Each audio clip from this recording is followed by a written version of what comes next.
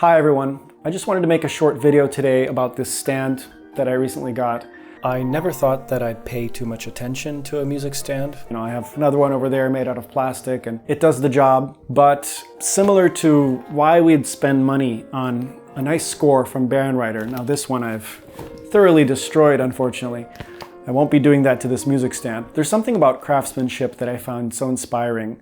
When someone can take a task of producing an object and infuse it with so much expression that the object is expressive. This is something, of course, we have with instrument makers. But this stand, which was made by Mr. Standman, Michael Norris, has a similar kind of energy. Having chatted with him a bit, I learned that he's been doing this for decades with all sorts of different designs and different woods and really pouring his soul into this. He's also a folk musician himself and really appreciates great music. He's very enthusiastic about what his customers are doing. He was asking me about where I'm playing, what I'm doing, kind of imagining what his stand is going to be used for. And he lives in this remote part of Idaho, just making stands. And there's something to me that's so admirable about disconnecting from the chaotic, modern, connected world and just focusing all of your energy on the craft, on creating something beautiful, something that will last. So with this stand, I chose this design. It's just one of the more popular designs that he has, this classical lyre design. And I chose the wood. There's many options. He works with walnut, with cherry wood, with flamed woods, like very exotic, even koa wood. So there are a lot of options there. I actually like this mahogany very much. And mahogany is typically stained with a color. And so we talked about just putting a clear coat on the mahogany. So it's kind of golden instead of being like a deep red. It's quite a sturdy stand, even though it's not very heavy. Mostly because of the construction of the feet, which are different than typical wooden stands, which have kind of very dainty feet. And then to adjust the tilt, I would unscrew this little piece here, like so. And then the stand can slide. And there's how many settings? 5 or 6.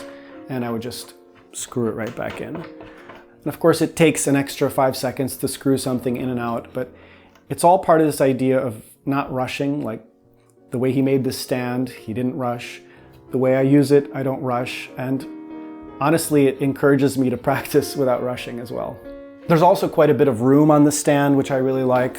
I could fit a large Bärenreiter score, 2 pages, plus my iPad quite easily.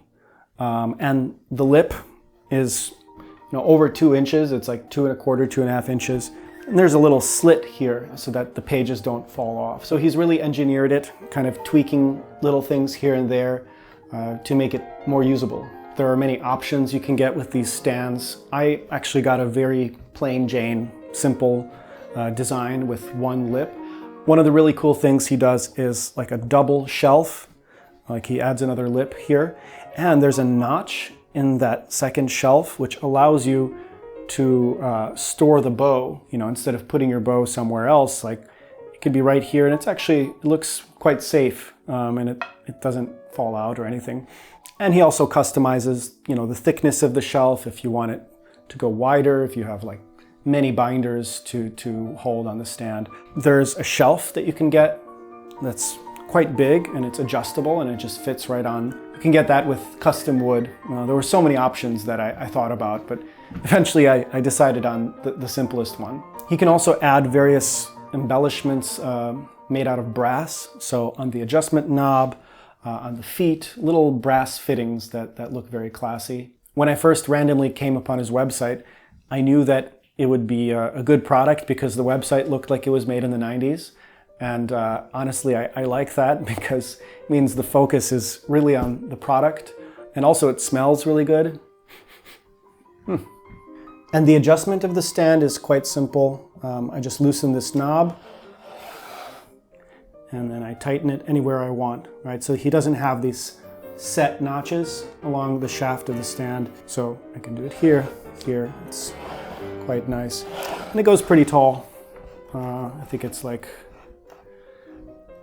50, 60, maybe almost 60 inches. And it's quite sturdy, even with a bunch of stuff on it at its max height. So if you're looking for a new music stand, whether it's for yourself or as a gift, this was my gift to myself, I would check out the Stand Man. I think it's very rare to find people that are solely devoted to some sort of craft. It's kind of a dying breed. All over the world you can see various handmade traditions disappearing, and I think this is a trend that we'll see more and more of, and it brings me joy to be able to connect with people like that and share their work with others. So if you do get one, I hope you enjoy it as much as I have, and I'll be curious to know which customizations you chose. So wish you all a good day, and I'll see you next time.